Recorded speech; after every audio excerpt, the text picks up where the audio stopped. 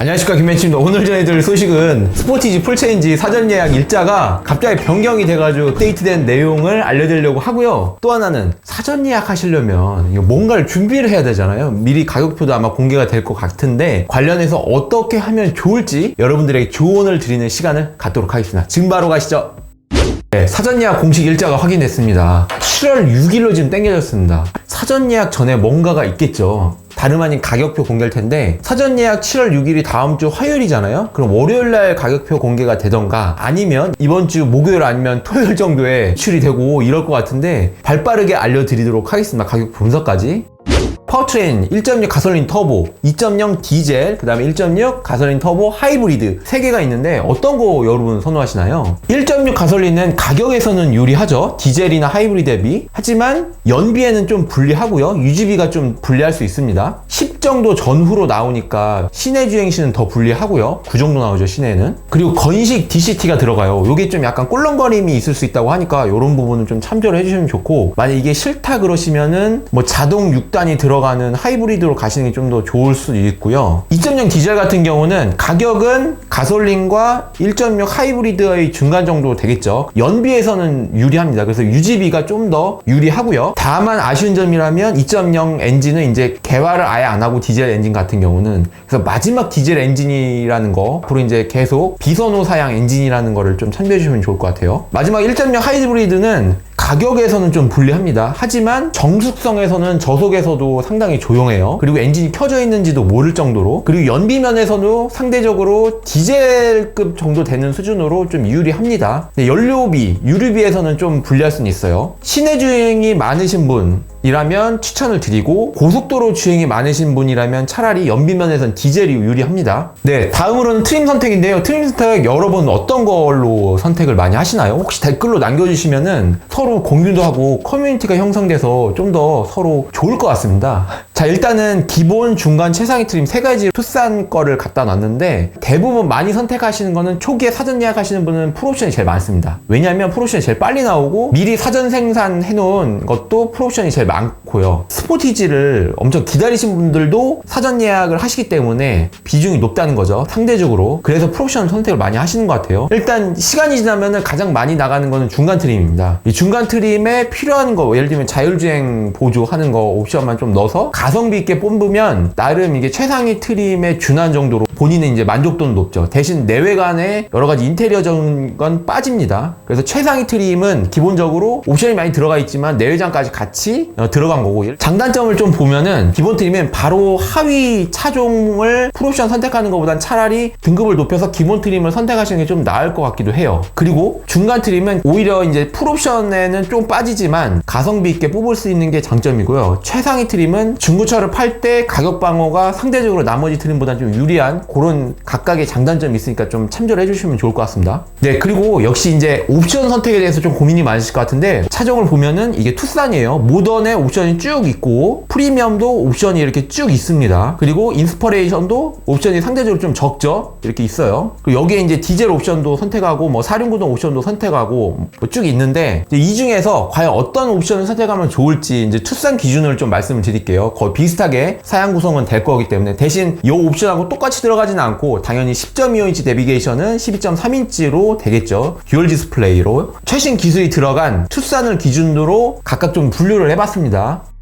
네, 첫 번째 내비게이션인데, 이 내비게이션 넣어야 되는지 말아야 되는지, 저는 내비게이션 좀 넣으면 좋을 것 같다는 생각이 들어요. 차를 팔 때도 중고차값 방어가 있고 내비게이션이 화면이 크기 때문에 여러 가지 이제 멀티미디어 인포테인먼트 기능 역할을 하기 때문에 좀 좋을 것 같아요. 대신 가격은 좀 있습니다. 패키지로 묶이면 솔직히 좀 짜증나요. 소비자 입장에서는 안 묶였으면 좋겠어요. 1.3인치는 어라운드 뷰로 묶이는 것 같거든요. 그래서 가격이 많이 올라가고, 어라운드 뷰를 나중에 따로 넣으려면 정품 튜닝을 나중에 하는 경우가 있어요. 그런 경우는 내비게이션에 묶여서 거의 뭐 500만원 가까이 하는 것처럼 올라가는 것 같아요. 타보니까 어라운드가 좀 필요한 것 같다. 그러면 이제 엄청 불리한 거예요. 처음 살 때 선택하시는 게 좋아요. 내비게이션도 그렇고요. 꼭은 아닌데 그래도 있으면 좋은데, 차가 좀 크거나 차폭이 크거나 그러면 내리막 지하주차장 갈 때 좀 편합니다. 좁은 길 갈 때 편해요. 그러니까 자기 주행 환경에 맞춰서 하시면 좋습니다. 있으면 좋아요. 근데 가격이 좀 있습니다. 만약에 와이프분이 타신다거나 운전이 좀 미숙하신 분들은 추천을 드립니다. 그리고 디지털 클러스터 있으면 좋을까요? 꼭은 필요 없어요. 있으면 좋은데 그렇게 많이 쓰진 않아요. 주행 중에. 있으면 다이나믹한 그래픽 화면을 나타내기 때문에 상당히 신미감적으로 만족을 줍니다. 하지만 HUD가 차라리 그거보단 나은 것 같아요. 시야 그 각도를 좀 더 덜 왔다 갔다 하기 때문에 그래요. 기아에는 드라이브라이즈라고 하고 현대는 스마트 센스라고 하죠. 이게 자율주행 보조 기능인데 이거는 어드밴스드 스마트 크루즈가 별도로 옵션을 묶이는 경우가 많기 때문에 따로 기본은 그냥 크루즈 컨트롤이에요. 차간거리 유지를 자동으로 해주질 않습니다. 이 스마트 크루즈 컨트롤이 가면서 뭐가 편해지면 장거리 주행 시 또는 시내 주행 시에도 그걸 켜놓으면은 스티어링만 조형만 자기가 하면 됩니다. 엑셀을 발을 얹을 필요가 없어요 요즘은. 그래서 아예 그냥 떼고 해도 됩니다. 알아서 맞춰줘요. 대신 뭐 신호등이 끼고 차로에서는 브레이크를 발을 올려놔야 됩니다. 상당히 편리해요. 요즘 전자식 기어 다이얼하고 버튼하고 전자식 파킹 브레이크하고 같이 묶이면서 상당히 편해요. 아예 정차 구간에서도 브레이크를 밟을 필요가 없습니다. 그 다음에 컴포트 옵션인데 있으면 좋은데 꼭은 필요는 없는 것 같아요. 대신 패밀리카로 사용할 거면 2열에 열선이 들어가거나 조수석 시트가 워크인 레버, 조수석 시트를 전동으로 이렇게 조절할 수 있어. 단가가 좀 있습니다 이게. 그래서 추천은 드려요. 2열 블라인드 커튼 있잖아요. 선 블라인드 그것까지 있으면 좋아요. 또 이게 전동 트렁크랑 묶여서 편하긴 합니다 확실히. 근데 단가는 있어요. 익스테리어와 인테리어는 개인 선호도에 따라 하시면 돼요. 익스테리어는 LED 헤드램프라든지 여러가지 이제 디자인적으로 좀 좋아지고, 그다음에 실내는 인테리어는 뭐 가죽 시트를 넣는다던가 뭐 여러가지가 있을 수 있어요. 뭐 앰비언트 라이트가 들어간다던가 무선 충전기 이런 거 개인 선호도에 따라 하는 거예요. 꼭 필수는 아니라고 생각합니다. 네, 그래서 요거를 좀 간단하게 정리를 해봤어요. 지금까지 말씀드린 거를 요 표를 잠깐 멈춰 놓으신 다음에 쭉 보시면은 정리가 될 것 같아요. 네, 그러면 다음으로는 컬러를 선택을 고민하실 것 같은데 익스테리어와 인테리어 컬러에 대해서 간단히 말씀을 드릴게요. 장단점이라든지 어떤 경험담을요. 우선은 흰색 같은 경우는 나름 그래도 선호도가 높습니다. 제일 선택하는 비중이 우리나라에서는 그래도 높아요. 전 세계적으로도 그렇고. 대신 흰색 같은 경우는 시간이 지나거나 뭐 5, 6년 되면은 보이지 않게 약간은 이게 그 색이 좀 바래는 느낌이 있어요. 나름 그래도 세차는 좀 덜 자주 해주게 돼요. 블랙보다는 상대적으로. 실버가 가장 덜 하게 돼요. 그리고 보시면은 스포티지 같은 경우는 흰색이 투톤 컬러로 들어가서 좋아하시는 분이 있을 수 있고 오히려 블랙을 좋아하시는 분들도 있고 그래요. 그리고 후면부 디자인도 보면 투톤 컬러로 이렇게 되면서 괜찮아 보여요. 또 하나는 이제 야간에 주행 시 상대방 차가 제 차를 발견할 확률이 좀 높아지면서 안전에서 좀 유리한 면이 있습니다. 차가 밝기 때문에. 네, 그리고 블랙 컬러인데 블랙 컬러는 관리는 좀 어렵습니다. 하지만 광을 내거나 세차를 자주 하시는 분은 훨씬 고급스러워 보입니다. 흰색보다는. 그리고 캐릭터 라인을 잘 살려주고 반사가 되기 때문에 좋아 보이는 면이 있어요. 대신 관리는 좀 어렵습니다. 세차를 자주 해줘야 됩니다. 후면부 모습이에요. 후면부 모습도 고급스러워요. 그리고 이제 그레이 색깔인데 진한 그레이 같은 경우는 나름 선호도가 높을 것 같아요. 이런 차에서. 투싼도 아마 이런 진그레이가 선호도가 높았어요. 무난하고 세차에도 좀 유리합니다. 관리에도. 보시면은 색깔 괜찮죠? 나름. 그리고 무광 컬러인데 무광 컬러는 장점과 단점이 좀 극명하다고 보시면 돼요. 세차 이런 좀 불리합니다. 대신 장점이 스크래치에는 유리해요. 그리고 수리 비용이 좀 과다하게 나올 수도 있어요. 상대적으로. 도색하는 게 전문적으로 하시는 분이 하셔야 됩니다. 그만큼 이제 정비 비용이 좀 더 나올 수가 있고요. 하지만 정말로 이 스포티지 사실 간지죠. 요즘 무광으로 랩핑 하시는 분들도 있어요. 그런 랩핑 샵도 나오고 있고. 그리고 보시면은 진그레이의 무광 상당히 멋있어 보이죠. 현대에서 N에서 적용됐었죠. N라인도 있고. 후면부 디자인입니다. 그래서 레드 와인 컬러인데 이거는 이제 중고차 방어에는 좀 불리합니다. 그래서 중고차를 파실 때 잘 가격이 좀 낮춰질 수밖에 없어요. 하지만 색깔 자체는 유니크해서 자신의 차다, 내가 좀 튀는 컬러를 좋아한다, 나만의 차를 원한다 라고 한다면 이것도 나쁘지 않습니다. 제가 최근에 소렌토 레드 와인 컬러를 봤었는데 상당히 유니크하고 거리에서 봐도 시선을 사로잡고 있어요. 후면부 사진입니다.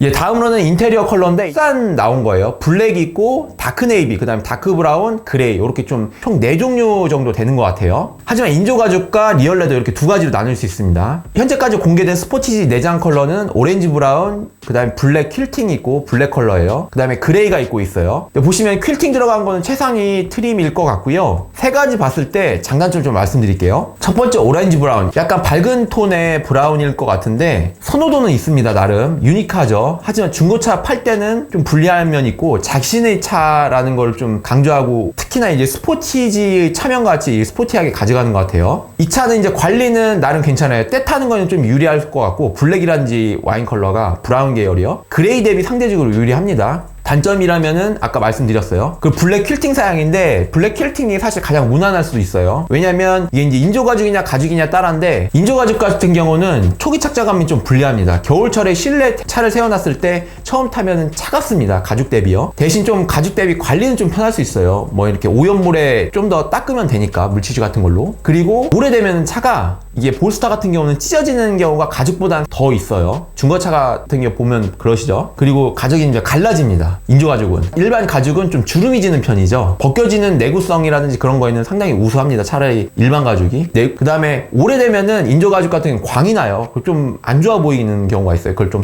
싫어하시는 분들이 있어요. 그리고 블랙이 그레이 대비는 관리도 우수하고 그렇습니다. 상대적으로. 그리고 가죽 같은 경우는 우수한 게 일단 초기 착자감이 좋아요. 대신 좀 관리를 좀 해주셔야 되고 주름이 발생할 수는 있어요. 볼스터 쪽이나 시트요. 가죽이 대부분 많이 선호를 하죠. 인조 가죽보다는. 천을 많이 싫어하시더라고요. 그리고 천연 가죽 그레이인데 그레이 같은 경우는 이 색깔 자체가 화이트는 아니에요. 톤 다운된 그레이인데 밝은 색이라서 청바지라든지 그런 옷을 입으시는 분은 좀 비추해요. 그 처음 차를 사시면 가죽 코팅을 좀 하시는 걸 추천을 드립니다. 셀프로 하실 수가 있어요. 유튜브 찾아보시면 돼요. 그래서 이렇게 정리를 하자면 간단하게 이렇게 표로 한번 만들었습니다. 앞에 말씀드린 내용을 좀 요약을 한 거예요. 잠깐 멈추신 다음에 이걸 좀 차근차근히 읽어보시면 좀 정리가 될 것 같아요. 사전 예약 일자 변경된 것과 옵션 선택, 파워트레인, 그 다음에 실내외 선택 여러 가지에 대해서 좀 알아봤는데 좀 도움이 되셨나요? 본 내용이 도움이 되셨으면 이쪽에 좋아요 버튼 한번 부탁드리고 구독도 눌러주시면 좋을 것 같습니다. 지금까지 김혜치였습니다. 감사합니다.